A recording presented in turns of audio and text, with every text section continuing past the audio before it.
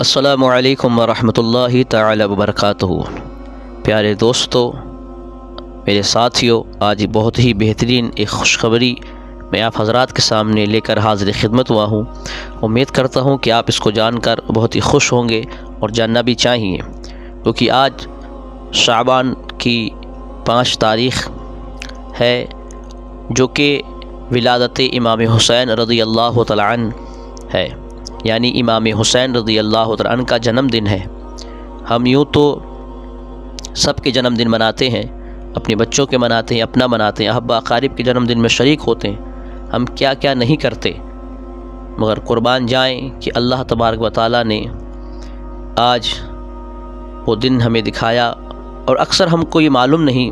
یہ سب کو پتہ ہے کہ 10 محرم الحرام کو سیدنا امام حسین رضی اللہ تعالیٰ عنہ کربلا کی سرزمین پہ شہید ہوئے، اور آپ کے 72 جانثار وہ بھی راہ خدا میں اپنی جانوں کو قربان کیے، مگر ہمیں اکثر و بیشتر اس بات کا علم نہیں ہے، اور ہم اس کے بارے میں جانتے بھی نہیں کہ کربلا میں شہید ہونے والا میرا امام حسین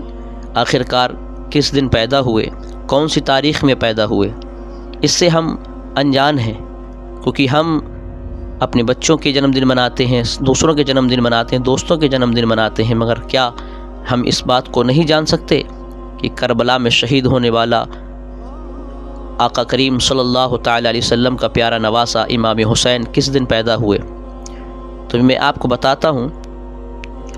ایک کتاب کا نام سوانح کربلا، اس کے لکھنے والے مصنف کا نام ہے علامہ نعیم الدین مراد آبادی۔ سوانح کربلا ہے کتاب کا نام، اور مصنف کا نام ہے علامہ نعیم الدین مراد آبادی۔ یہ مراد آباد کے رہنے والے ہیں، ان کی ذات کو سب جانتے ہیں اور پہچانتے ہیں، علماء اکرام کے درمیان ایک بہت بڑا ان کا مرتبہ ہے۔ تو آپ حضرات دیکھیں، یہ اپنی کتاب میں سوانح کربلا میں کربلا کا خونی منظر پیش کرتے ہیں، اور سید الشہداء حضرت امام حسین رضی اللہ تعالیٰ عنہ کی ولادت شریف کے بارے میں ذکر لکھتے ہیں کہ آپ کی ولادت شریف 5 شعبان 4 ہجری کو مدینہ المنورہ میں ہوئی۔ حضور پر نور سید عالم صلی اللہ تعالی علیہ وسلم نے آپ کا نام حسین اور شبیر رکھا، اور آپ کی کنیت ابو عبداللہ اور لقب سبط رسول اللہ اور ریحانۃ الرسول ہے، اور آپ کے برادر معظم کی طرح آپ کو بھی جنتی جوانوں کا سردار بنا اور فرزند بنایا، اور حضور اقدس نبی کریم صلی اللہ تعالی علیہ وسلم کو آپ کے ساتھ کمال و رفت و محبت تھی، کہ حدیث شریف میں ہے کہ عن ابی عباس من احبہما فقد احبنی ومن ابغضہما فقد ابغضنی، یعنی جس نے ان دونوں یعنی حضرت امام حسین اور امام حسن سے محبت کی، اس نے مجھ سے محبت کی، اور جس نے ان سے عداوت کی، اس نے مجھ سے عداوت کی۔ جنتی جوانوں کا سردار فرمانے سے مراد یہ ہے کہ جو لوگ راہ خدا میں اپنی جوانی میں راہ جنت ہوئے، اور حضرت امامین کریمین ان کے سردار ہیں، اور جوان کسی شخص کو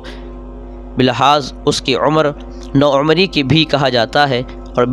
بلحاظ شفقت بزرگان کے بھی، آدمی کی عمر کتنی بھی ہو، اس کے بزرگ اور اس کی جوان بلکہ لڑکا تک کہتے ہیں۔ یعنی ایسا نہیں ہے کہ ہم عمر کے تقاضے کو لے کر ہی لوگوں کو کہیں کہ یہ جوان ہے، یہ بزرگ ہے۔ ہم کسی سے آج کہہ دیتے ہیں کہ آپ بہت زیادہ بزرگ ہو رہے ہیں، آج کل آپ پہ تو بزرگی ماشاءاللہ چھا رہی ہے، بزرگی آپ کی نظر آ رہی ہے، آپ تو بزرگ ہو گئے، تو لوگ سوچتے ہیں، اس کو برا مانتے ہیں، وہ سوچتے کہ اس نے ہماری بے عزتی کر دی۔ وہ یہ نہیں جانتے کہ بزرگی اور بڑھاپے میں زمین آسمان کا فرق ہے۔ بڑھاپا جو آج کل عام لوگوں پہ آتا ہے، اور بزرگی اسے کہتے ہیں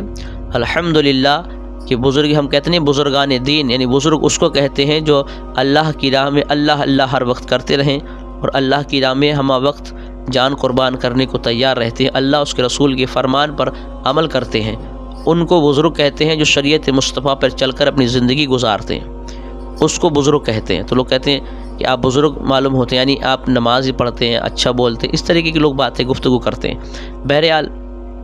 یہ تو ہو گیا امام حسین رضی اللہ تعالیٰ عنہ کا جنم دن 5 شعبان المعظم کو۔ حوالہ میں نے دیا سوانح کربلا، علامہ نعیم الدین مراد آبادی یہ آپ کو ہو گیا دلائل، ثبوت ہو گیا۔ نیٹ پہ سرچ کریں گے تو کوئی 3 تاریخ بتائے گا، کوئی 4 تاریخ، اس میں اختلاف ہے، مگر جو میں نے آپ کو بتایا ہے یہ بالکل ریٹ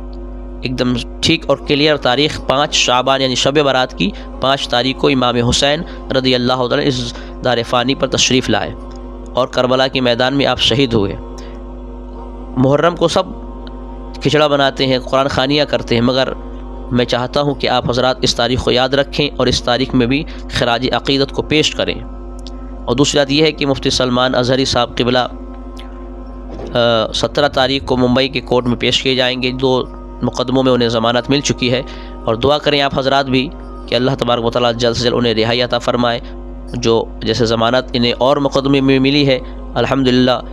اللہ کی بارگاہ میں دعا ہے کہ ان کو اور جو مقدمے ہیں ان میں بھی ضمانت صحیح سلامت مل جائے۔ اللہ ان کی پریشانیوں کو آسان فرمائے، ان کے معاملات کو آسان فرمائے، اور دنیا زمانے کی جہاں جہاں اہل سنت والجماعت کے لوگ پریشان ہیں، مولا تمام کی پریشانیوں کو دور عطا فرمائے۔ السلام علیکم ورحمۃ اللہ۔